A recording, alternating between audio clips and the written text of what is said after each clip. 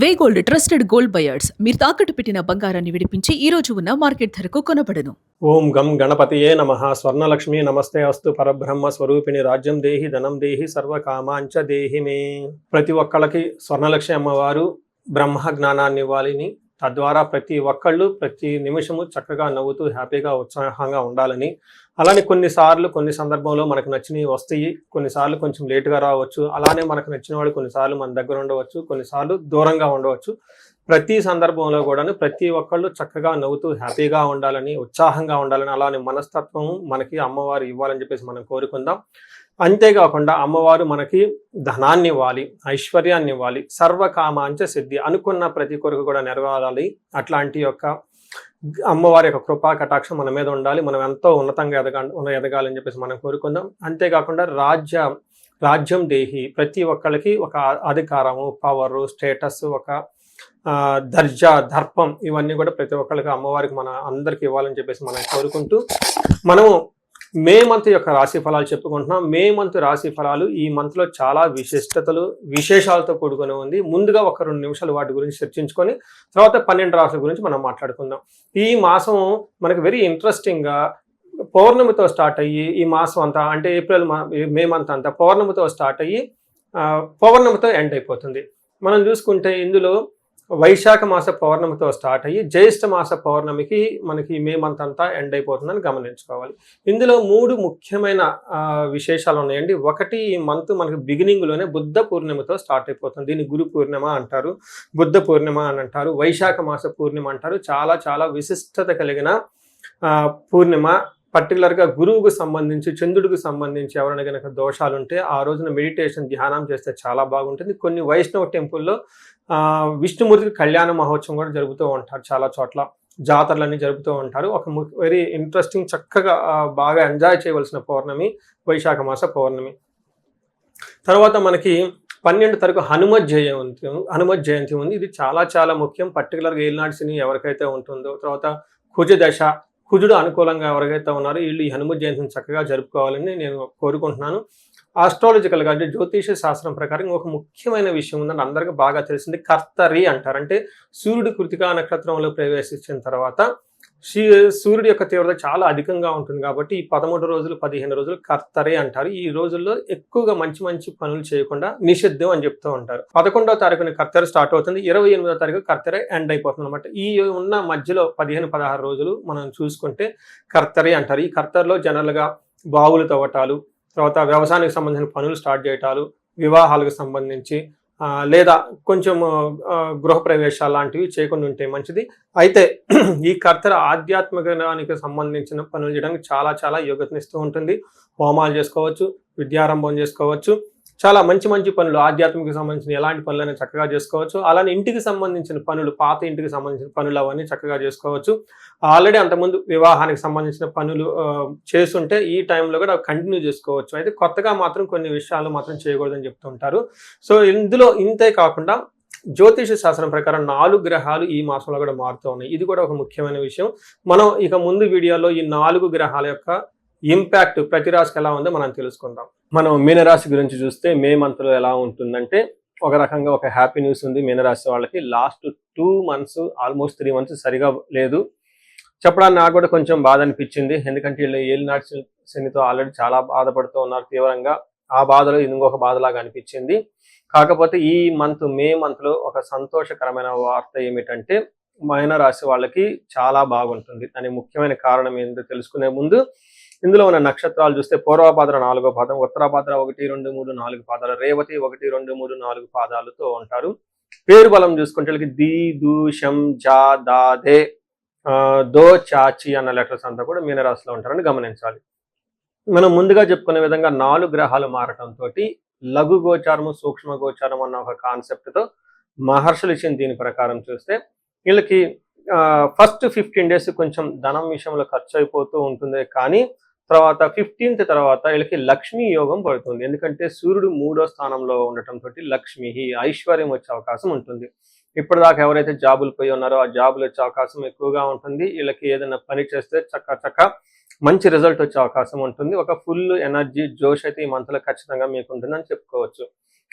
కుజుని వల్ల ధనచ్ఛేదం, కొన్ని విషయాల ధనం కోల్పోయే అవకాశం ఉన్నప్పటికి కూడాను శుక్రుడు 4వ ఇంట్లో ఉండటంతో సుఖ సుహృతాభివృద్ధి అంటారు. అంటే ఫ్రెండ్స్ తోటి చక్కగా ఓవరాల్గా ఒక ప్రాస్పరిటీ గ్రోత్ అయితే ఉంటుందని తెలుసుకోవచ్చు. శత్రువుల వల్ల కొంచెం ఇబ్బందులు అయితే ఖచ్చితంగా ఉంటాయి. బట్ ఓవరాల్గా చూసుకుంటే లాస్ట్ 2-3 మంత్స్తో కంపేర్ చేస్తే చాలా బెస్ట్ మంత్ అని మీరు గమనించుకోవాలి.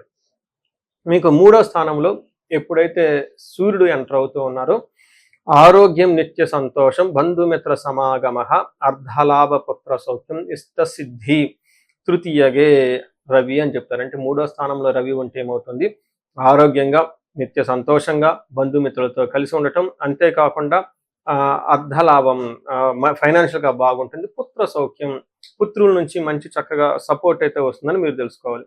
అంతేకాకుండా వీళ్ళకి 2వ స్థానంలో కుజుడు ఉండటంతో ఇది వీళ్ళకి కొంచెం ఇబ్బంది పెట్టే పొజిషన్ మీరు గమనించుకోవాలి. ఎలాంటి ఇబ్బంది అంటే సర్వకార్య వినాశనం, సదా దుర్జన సంపర్క, భీతి. అంటే ఇది కొంచెం మీకు ఏమవుతుందంటే చెడ్డ వాళ్ళతో ఫ్రెండ్షిప్ చేయటము, తర్వాత ఏదైనా పని చేస్తే ఆటంకాలు రావటము, ఇవన్నీ జరిగే అవకాశం ఉంటుంది. కాబట్టి కుజుడు విషయంలో కొంచెం జాగ్రత్తగా ఉండాలి. భీతిగా భయంగా ఉండే అవకాశం ఉంటుంది. అయితే ధనాన్ని కోల్పోయే అవకాశం ఉంటుంది, అవమానం జరిగే అవకాశం ఉంటుంది. అంటే ఈ 4 గ్రహాలు మారటంలో ఒక్క కుజుడు మాత్రం ఇబ్బంది పెడుతున్నాడే తప్ప మిగతా అన్ని గ్రహాలు బాగున్నాయి. అది కూడాను సర్వకార్య వినాశం, సదా దుర్జన సంపర్క. అంటే ఫ్రెండ్షిప్ అంటే బ్యాడ్ కంపానియన్తో ఎక్కువ ఉంటారు. తద్వారా మీకు డబ్బు ఖర్చు అవుతుంది, చెడ్డ పేరు వస్తుంది. కొంచెం జనాలు కలిసే వాళ్ళతో, మంచి వాళ్ళతో కలిసి ఉంటే బాగుంటుంది. ఇది ఒక రెమెడీ లాగా అనుకోవచ్చు. అయితే 4వ స్థానంలో శుక్రుడు ఉండటంతో చాలా చక్కగా కలిసి వస్తుందని చెప్పుకోవచ్చు. ఇక్కడ ఏం చెప్తారంటే శుక్రుడు 4వ స్థానం అంటే స్వబుద్ధి, బంధు సన్మానం, స్త్రీ సంభాషణ సంభ్రమ, పుత్రమిత్ర కళాత్రాది విద్యాగోష్ఠు, సుఖే భృగునందనే అని చెప్తారు. అంటే భృగునందుడు అంటే శుక్రుడు 4వ స్థానంలో ఉంటే భార్యల ద్వారా, పుత్రుల ద్వారా, సంతానం ద్వారా చక్కగా మాట్లాడుతూ మంచి ఒక విద్యకు సంబంధించిన వ్యవహారాలు, ఉన్నతికి సంబంధించిన వ్యవహారాలు మాట్లాడుతూ ఉంటారు. స్త్రీ సంభాషణ సంభ్రమ, లేడీస్ నుంచి మంచి సపోర్ట్ వస్తుంది, ఇంట్లో కానీ బయట నుంచి కానీ. అదే ఇన్ కేస్ లేడీస్ అయితే వర్కింగ్ ఉమెన్ ఎవరైనా ఉంటే ఆఫీసుల దగ్గర నుంచి కానివ్వండి, కాలేజ్ దగ్గర నుంచి కానీ బయట నుంచి చక్కగా మంచి రిజల్ట్ వస్తుందని తెలుసుకోవాలి. స్వబుద్ధి, బంధు సన్మానం, మా ఇంట్యూషన్ చాలా స్ట్రాంగ్గా ఉంటుంది. బంధువుల నుంచి మంచి సన్మానం అంతా వస్తుందని చెప్పుకోవచ్చు. అంతేకాకుండా ధనం సంపాదించుకుంటారు. అఫీషియల్ మ్యాటర్స్లో కూడా చాలా చక్కగా ఉంటారని చెప్పుకోవచ్చు. ఒక విషయం చెప్పుకుంటే మీకు కొంచెం చెడు సమాసాలు కలిగి ఇబ్బందులు పడతారే తప్ప మిగతా అన్ని విషయాల్లో బాగుంటుంది. పర్టికులర్గా ప్రమోషన్ మ్యాటర్స్, ఉద్యోగ రీత్యా కెరియర్లో చాలా బాగుంటుందని గమనించుకోవాలి. ఇందులో మనకి నక్షత్ర ప్రకారం చూసుకుంటే పూర్వభాద్ర, ఉత్తరాభాద్ర, రేవతి నక్షత్రాలు 3 నక్షత్రాలు ఉంటాయి. మనకి మహర్షులు అంగగోచారం అన్న ఒక కాన్సెప్ట్ చూస్తే ఈ కాన్సెప్ట్లో ఏ నక్షత్రం వాళ్ళకి ఎలా ఉందో కూడా మనం తెలుసుకోవచ్చు. ఇందులో భాగంగా పూర్వభాద్ర వాళ్ళకి ఐశ్వర్యవంతంగా ఉంటుంది, జయప్రదంగా ఉంటుంది, ధనలాభం చక్కగా ఉంటుంది. అయితే వీళ్ళకి బంధనము, కలహము చూపిస్తుందంటే మీకు కుజుని వల్ల గొడవలయ్యే అవకాశం ఎక్కువగా ఉంటుంది. అది ముందుగా చెప్పుకున్నాము, పర్టికులర్గా ధనం విషయంలో కానీ. అయితే తద్వారా వీళ్ళకి బంధించబడినటువంటి పరిస్థితులు ఉంటుంది. అంటే కన్ఫ్యూజ్డ్ అనే ఒక పరిస్థితిలో ఉంటారు. ఒక మంచి ఆఫర్ వస్తుంది, తీసుకుందామా వద్దా, లేదంటే ఎన్ఆర్ఐలు అయితే అక్కడ ఇండియాకి వచ్చేద్దామా, లేదంటే అబ్రాడ్లో సెటిల్ అయితే బాగుంటుందా, లేదంటే బిజినెస్ చేస్తే బాగుంటుంది, ఇలా కన్ఫ్యూజన్లు ఎవరైనా ఉంటే ఒకసారి మీ ఓన్ హారోస్కోప్ చెక్ చేసుకుంటే అందులో మీది ఏదో స్ట్రెంత్ తెలిస్తే దాని ప్రకారం డెసిషన్ తీసుకుంటే బాగుంటుంది. ఉత్తరాభాద్ర నక్షత్రం వాళ్ళకి ఐశ్వర్యప్రదంగా ఉంటుంది, చక్కగా ధనలాభం బాగా చూపిస్తుంది, విశేషమైన ధనలాభం ఉంది.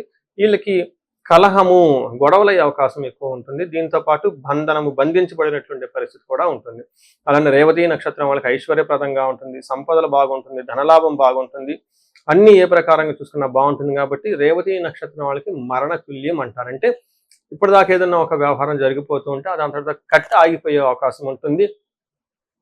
కార్పొరేట్లో పనిచేసే వాళ్ళతో మీకు ఒక విజన్ ఆబ్జెక్టివ్స్ అయ్యో ఉంటాయి. అవి బిజినెస్లో ఉన్న వాళ్ళు అవి ముందుకు వెళ్లకుండా అర్ధాంతరంగా ఆగిపోయే అవకాశం ఉంటుంది. సో వీటికి ఏది జరిగినా కానీ ఈ టైంలో మీకు కలిసి వచ్చే టైంలో చెడు ఆటోమేటిక్గా పోతుంది, వినాశం వచ్చేటప్పుడు చెడు ఆటోమేటిక్గా వస్తున్నట్లు మీరు ఆల్రెడీ డీప్ క్రైసిస్లో ఉన్నారు. కాబట్టి ఈ రాశి వాళ్ళు ఏ చేంజ్ వచ్చినా కానీ మీకు అనుకూలంగా ఉండబోతుంది. ఫ్యూచర్లోని గమనించుకొని చక్కగా ఉండాలి. అయితే ఈ రాశి వాళ్ళకి కొంచెం జాగ్రత్తగా ఉండాలి. రేవతి నక్షత్రం వాళ్ళకి స్త్రీ నాశనం, ఇంట్లో ఉన్న స్త్రీలకు కొంచెం హెల్త్ ప్రాబ్లం వచ్చేసి ఇబ్బంది పడే అవకాశం ఉంటుంది. పూర్వభాద్ర నక్షత్రం వాళ్ళకి బుద్ధి నాశనం, రాంగ్ డిసిషన్ తీసుకుంటారు, రాంగ్గా డైరెక్షన్స్ పడుతూ ఉంటారు. ఉత్తరాభాద్ర రేవతి నక్షత్రం వాళ్ళు కొంచెం స్లోగా ఉంటుంది లైఫ్లో ఏలినాటి శని యొక్క ప్రభావంతో మీరు గమనించుకోవచ్చు. ఈ రాశి వాళ్ళు చాలా మంది ఏలినాటి శని ప్రభావంతో ఇబ్బందులు పడుతూ ఉన్నారు. దానికి స్పెసిఫిక్గా ఇండివిజువల్ జాతకం చూపించుకొని ఏమైనా దోషాలు శాపాలు ఉన్నాయో తెలుసుకుంటే బాగుంటుంది. ఈ రాశి వారికి ముఖ్యంగా ఎవరైతే ఏజ్ 35 నుంచి 45 మధ్యలో ఉన్నారో వాళ్ళకి ఒక రీసెర్చ్ గ్రూప్ లాగా స్టడీ చేస్తున్నాను నేను. ఎవరికైనా గనక ఆర్థికంగా ఇబ్బందులు పడిపోతూ ఉంటే స్వర్ణలక్ష్మి విశేష హోమం అని ఉంటుంది, దాన్ని చక్కగా జరిపించుకోండి. తద్వారా మీకు బహుముఖ ఆదాయము వనరుల ద్వారా వచ్చే అవకాశం ఉంటుంది, మల్టీ సోర్సెస్ ఆఫ్ ఇన్కమ్ వస్తుంది. అంతేకాకుండా భార్యాభర్తల మధ్య చాలా చక్కగా అన్యోన్యంగా ఉండాలి, అభివృద్ధి జరగాలనుకున్నప్పుడు అన్యోన్య దాంపత్య పాశుపత అభిషేకము లేదా విశ్వావసు గంధర్వరాజ అభిషేకం అని ఉంటుంది, దాన్ని చక్కగా జరిపించండి. అంతేకాకుండా చాలాసార్లు మేము చండీ హోమాలు ఎక్కువ జరిపిస్తూ ఉన్నాము. లాస్ట్ మంత్ చూసుకుంటే చాలా చండీ హోమాలు చేస్తాము. ప్రతి ఒక్కళ్ళకు కూడా శత్రు బాధలు ఉన్నా, లేదంటే కోర్టు వ్యవహారాల్లో సరైన అటిడు కాకుండా మధ్యలో ఆగిపోతున్న, మీరు ఆఫీసుల్లో ఒక మంచి మేనేజర్ లెవెల్ పొజిషన్లో ఉండి సీనియర్ పొజిషన్లో ఉన్న, మీ మీద ప్రమోషన్ రాకుండా అడ్డుపడుతున్నా, వేరే వాళ్ళు మీకు కావాలని ఇబ్బంది పెడుతున్నా కానీ ఇలాంటి వాళ్ళు చండీ హోమం చేయించుకున్నా, అలానే రాహు దశ ఎవరికైతే నడుస్తుందో వాళ్ళంతా రాహు అంతర్దశలో వాళ్ళు ఉన్నారో చండీ హోమం చేయించుకుంటే చాలా బాగుంటుంది.